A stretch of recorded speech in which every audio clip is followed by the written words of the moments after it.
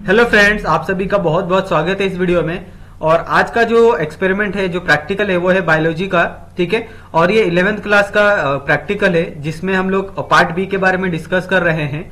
और उसमें जो हमारा 7th वाला है, to study the rate of respiration in the flowering birds, leaf tissue and the germinating seeds. ठीक है, तो उसके लिए यहाँ पे आपको एम दिया गया है, प्रिंसिपल दिया गया है, और मटेरियल कौन कौन सा लगने वाला है इसके अंदर, उसके बारे में यहाँ पे बताया गया है।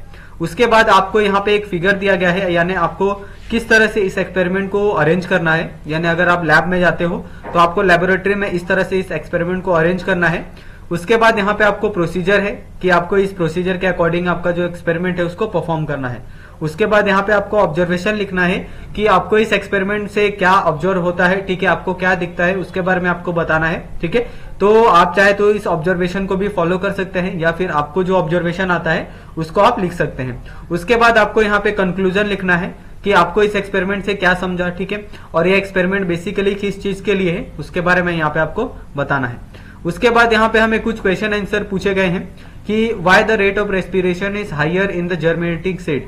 तो जर्मिनेटिंग सीड्स का मतलब आपने देखा होगा कि अगर आपने कोई सीड्स देखा होगा, अगर वो कहीं से अगर अंकुरित हो रहा है यानी जर्मिनेट हो रहा है, उसके अलग अगर वहां से कहीं से रूट निकल रहा है, कहीं से लीव्स निकल रहा है, तो उसके अंदर जो रेस्पिरेशन होता है वो हाई होता है। ऐसा क्यों होता है उसके बारे में पूछा गया है। ठीक है, why the potassium hydroxide is use in the experiment. ठीक है, तो पोटेशियम हाइड्रोक्साइड का इस्तेमाल हम लोग इस एक्सपेरिमेंट में क्यों करते हैं। ठीक है, तो जो पोटेशियम हाइड्रोक्साइड जो होता है वो बेसिकली क्या करता है, जितना भी कार्बन डाइऑक्साइड होता है ना प्लांट के आजू बाजू, उसको एब्जॉर्ब कर लेता है। ठीक है, तो इस तरह से अगर प्लांट के आजू बाजू अगर हम लोग पोटेशियम कार्बन डाइऑक्साइड अगर एब्जॉर्ब कर लेंगे तो जो प्लांट है वो क्या हो जाएंगे, मर जाएंगे। क्यों मर जाएंगे? क्योंकि जो कार्बन डाइऑक्साइड होता है उससे क्या करते हैं, जो प्लांट है वो फूड बनाते हैं। ठीक है, तो आपको ये साइंस को समझना होगा।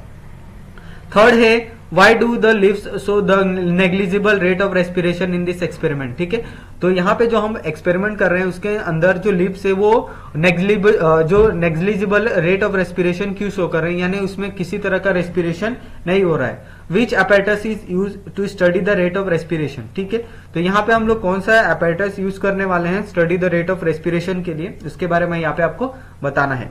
उसके बाद यहाँ पे आपको मल्टीपल चॉइस क्वेश्चन पूछा है, तो फर्स्ट वन का है बी, सेकंड का है सी, ठीक है, थर्ड का है बी, फोर्थ का यहाँ पे आपको इन एनोबिक रेस्पिरेशन, तो इसका आपको लिखना है। ठीक है, उसके बाद यहाँ पे आपको कुछ एक्टिविटी दी गई है कि आपको जो paste photograph of experiment setup and the right information describe about the rate of respiration in your add.